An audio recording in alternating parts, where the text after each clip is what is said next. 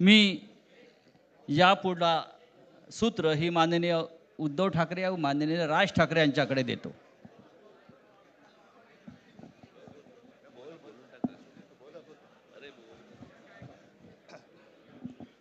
बघा, एवढं आमचं एकमत झालेलं आहे. सर्वांचं स्वागत करतोय. आणि आता संजय राऊत यांनी संयुक्त महाराष्ट्राच्या लढ्याची आठवण करून दिली. तो जो मंगल कलश आणला गेला तो काही सत्यनारायणाच्या पूजेसारखा आणला गेला नाही. त्याच्या मागे खूप मोठा संघर्ष झालेला आहे. 105, 107 किंवा त्याहूनही जास्त मराठी माणसांनी बलिदान देऊन मुंबई महाराष्ट्राला मिळवून दिली. आणि त्याची आठवण आज होणं स्वाभाविक आहे. कारण आम्ही आज दोघंही इथे बसलेलो आहोत, ठाकरे बंधू. आमच्या दोघांचेही आजोबा प्रबोधनकार हे संयुक्त महाराष्ट्राच्या लढ्यामध्ये पहिल्या 5 सेनापतींमधले एक सेनापती. त्यांच्यासोबत माझे वडील म्हणजे शिवसेना प्रमुख हिंदू हृदय सम्राट बाळासाहेब ठाकरे, राजचे वडील म्हणजे माझे काका श्रीकांतजी ठाकरे, म्हणजे अख्खं ठाकरे घराणं त्यावेळेला मुंबईसाठी संघर्ष करत होता. त्याच्यानंतरचा इतिहास मी काही आता तुम्हाला सांगत बसत नाही. पण मुंबई महाराष्ट्राने मिळवल्यानंतर मुंबईमध्येच मराठी माणसाच्या उरावरती उपरे नाचायला लागले. आणि त्यावेळेला न्याय हक्कासाठी शिवसेना प्रमुखांना शिवसेनेला जन्म द्यावा लागला. साधारणतः 60-65 वर्ष आता होतील. पुढच्या वर्षी शिवसेनेला 60 वर्ष होतील. इतकी वर्ष व्यवस्थित गेली. आणि आज परत आपण पाहतो आहोत की मुंबईचे लचके, मुंबईच्या चिंधड्या उडवायच्या हे मनसुबे त्यावेळेला ज्यांना मुंबई पाहिजे होती त्यांचेच प्रतिनिधी, जे वरती दोघं जण, वरती म्हणजे इकडे नाही दिल्लीत बसलेले आहेत, त्यांचे मनसुबे आहेत. आणि आत्ता जर का आपण भांडत राहिलो तर मग तो जो काय संघर्ष, ते जे काय हुतात्मा स्मारक आहे त्याचा मोठा अपमान होईल. आज आम्ही आमचं कर्तव्य म्हणून एकत्र आलेलो आहोत. आणि मी मागेच म्हटलं, एकत्र आलो आहोत ते एकत्र राहण्यासाठी. यापुढे मुंबईवरती आणि महाराष्ट्रावरती कोणी वाकड्या नजरेने किंवा त्यांच्या कपटी कारस्थानाने महाराष्ट्राला मुंबईपासून किंवा मुंबईला महाराष्ट्रापासून, मराठी माणसापासून तोडण्याचा प्रयत्न करेल, त्याचा राजकारणात खात्मा केल्याशिवाय राहणार नाही. शपथ घेऊन आम्ही मैदानात उतरलेलो आहोत. उत्साह अमाप आहे. मी तुमच्या सर्वांच्या माध्यमातून, मला कल्पना आहे की आज केवळ महाराष्ट्रच नाही तर अख्खा देश बघतोय. मी सर्वांना विनंती करतोय, आवाहन करतोय आणि एक सूचना सुद्धा करतोय. कारण मागे विधानसभेच्या वेळेला भारतीय जनता पक्षाने जो एक अपप्रचार केला होता, बटेंगे तो कटेंगे, तसंच मी मराठी माणसाला सांगतोय की आता जर का चुकाल तर संपाल, आता जर का फुटाल तर पूर्णपणे संपून जाल. म्हणून परत एकदा तुटू नका, फुटू नका आणि मराठीचा वसा टाकू नका. हाच एक संदेश मी आमच्या आज दोघांच्या युतीच्या निमित्ताने संपूर्ण महाराष्ट्राला देतो आहे. आणि मला खात्री आहे की मराठी माणूस हा सहसा कोणाच्या वाटेला जात नाही, पण त्याच्या वाटेला जर का कोणी आलाच तर त्याला परत जाऊ देत नाही. मी सगळ्यांना परत मनापासून धन्यवाद देतो. आणि राज,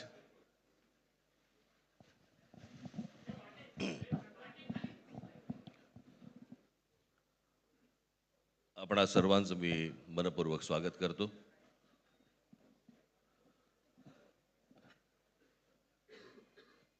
जे काय बाकी बोलायचंय ते सगळं जाहीर सभा जेव्हा सुरू होतील त्यावेळेला बोलूच आम्ही.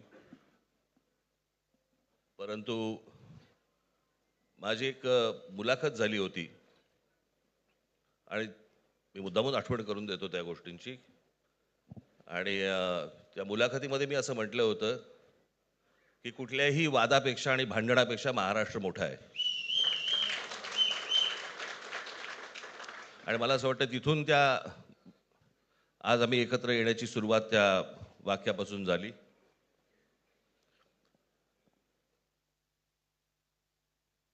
कोण किती जागा लढवणार, आकडा काय, हा नाही सांगणार तुम्हाला.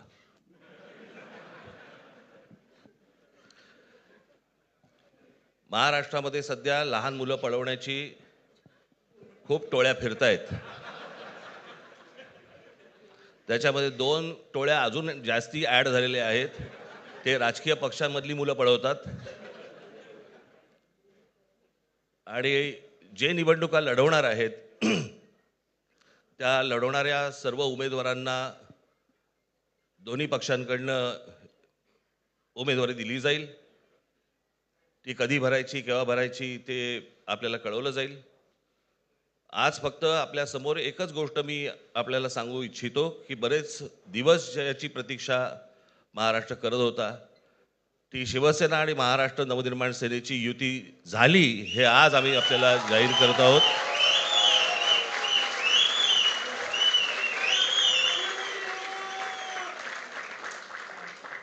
धन्यवाद.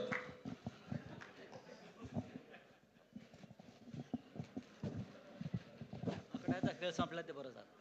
नाही, आकड्यांचा खेळ आता सांगायचं नाही.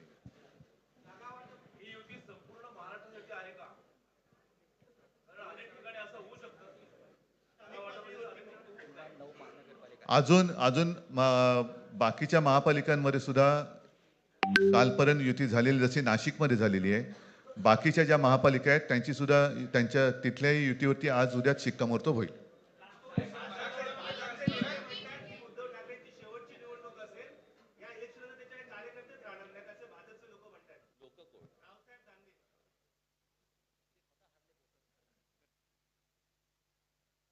त्यांच्यावरती प्रतिक्रिया देण्याच्या तरी पातळीचे राहिलेत का ते? त्याला त्यांच्या पक्षात सुद्धा कोण विचारत नाही. मला असं वाटतं की उत्तरं देवांना द्यावीत, दानवांना नाहीत.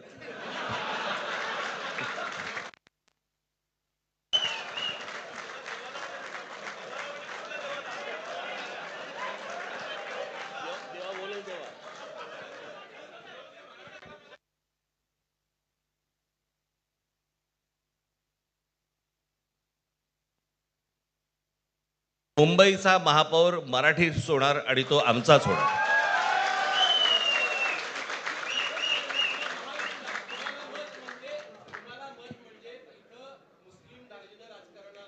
मला असं वाटतं की एक मुख्यमंत्र्यांचा व्हिडिओ पण फिरतोय ज्याच्यामध्ये ते अल्ला हाफिज असं म्हणलेत, बरोबर ना?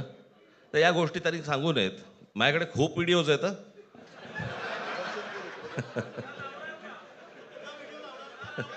काय ते काय बोलतात त्याच्यावरती माझे व्हिडिओ तयार असतील.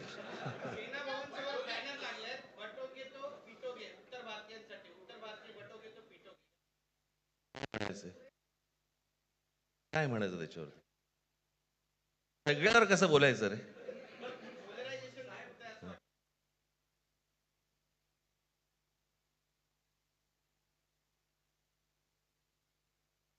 मला असं वाटतं आज मुंबईचं मी तुमच्या समोर आम्ही जाहीर करत आहोत आणि बाकीच्या जशा अशा होतील तशा तुम्हाला कळवलं जातील.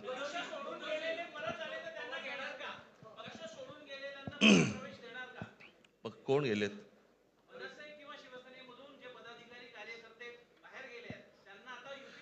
येऊ तर देत पहिलं.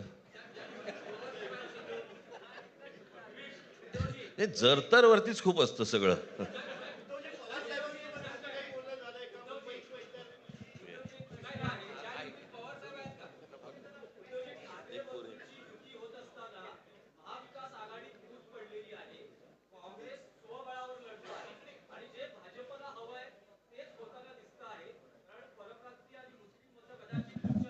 भाजपला काय हवंय ते भाजपने पाहावं. मराठी माणसाला काय पाहिजे ते आम्ही पाहतो.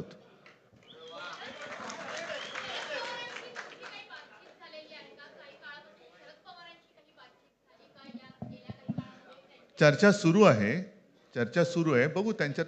आम्ही आज आमची युती जाहीर केलेली आहे, शिवसेना आणि महाराष्ट्र नवनिर्माण सेना. जे जे महाराष्ट्रप्रेमी आहेत त्याच्यात काही भाजपातले सुद्धा अस्सल मराठी आहेत, ते सुद्धा येऊ शकतात. ही महाराष्ट्र रक्षणासाठी महाराष्ट्रप्रेमींची युती आहे. त्याच्यात काही जण भाजपमध्ये सुद्धा आहेत, त्यांना हे जे काही चालले ते पाहवत नाहीये किंवा सहन होत नाहीये, ते सुद्धा येऊ शकतात.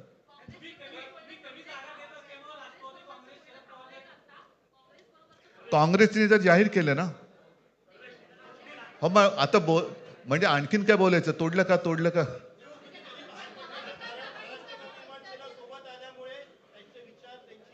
बघा, मला बाकी कोण काय म्हणते त्याच्याशी काही कर्तव्य नाही. मी परत एकदा सांगितलं, महाराष्ट्राला आणि मराठी माणसाला काय पाहिजे ते आम्ही दोघं बघतो.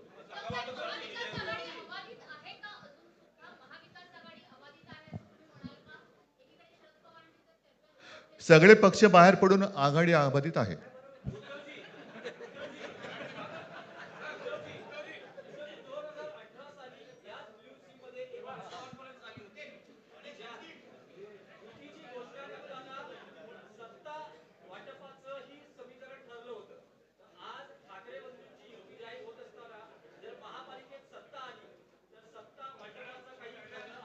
त्यावेळेला आम्ही हा निर्णय जाहीर केला होता आणि नंतर काय झालं तुम्हाला माहिती आहे. म्हणून आज आम्ही तो निर्णय जाहीर करत नाही आहोत.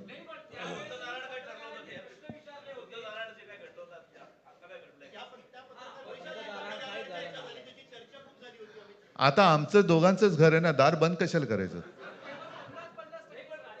ठीक आहे, चला. मला असं वाटतं बाकीच्या प्रश्न आता काही तसं काही नाहीये. निवडणुकीपूर्वी अरे झालेलं आहे ना जागा वाटप. माझी निघताना फक्त एकच छोटी विनंती आहे. ज्यांचं मुंबईवरती, महाराष्ट्रावरती, मराठी माणसावरती प्रेम आहे, अशा सर्व माझ्या पत्रकार बांधवांना, भगिनींना माझी विनंती आहे की आमच्या पाठीमागे उभे राहा. धन्यवाद.